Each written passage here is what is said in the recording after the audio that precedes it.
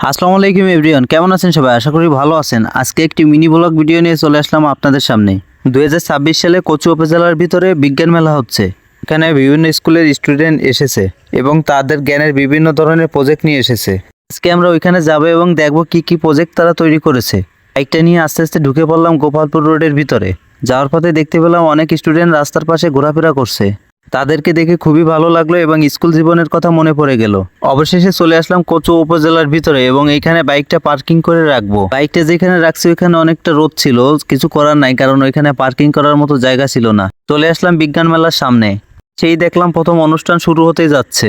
একদম ঠিক মতো সময় আমিও চলে এসেছি। ইউনো সাহেব নতুন নতুন প্রজেক্ট দেখতে লাগলো এবং জিজ্ঞাসা করতে লাগলো কোন প্রজেক্টের কি কাজ। এই বিজ্ঞান মেলায় সবচেয়ে ভালো দিক হলো ছোট ছোট শিক্ষার্থীরা তাদের মেধা ও সৃজনশীলতাকে কাজে লাগিয়ে নতুন নতুন জিনিস তৈরি করেছে। এক কথায় বলা যায় এরাই আগামী দিনের ভবিষ্যৎ। চারিদিকে সুন্দর সুন্দর প্রজেক্ট দেখতে পাচ্ছি। কেউ বানিয়েছে সোলার সিস্টেম, আবার কেউ পরিবেশ রক্ষার নতুন আইডিয়া দেখাচ্ছে। এছাড়াও বিভিন্ন ধরনের নতুন নতুন প্রজেক্ট তারা তৈরি করেছে।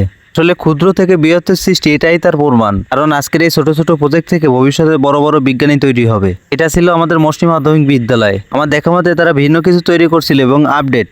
ভিডিওটি ভালো লাগলে অবশ্যই শেয়ার করে আমার পাশেই থাকবেন।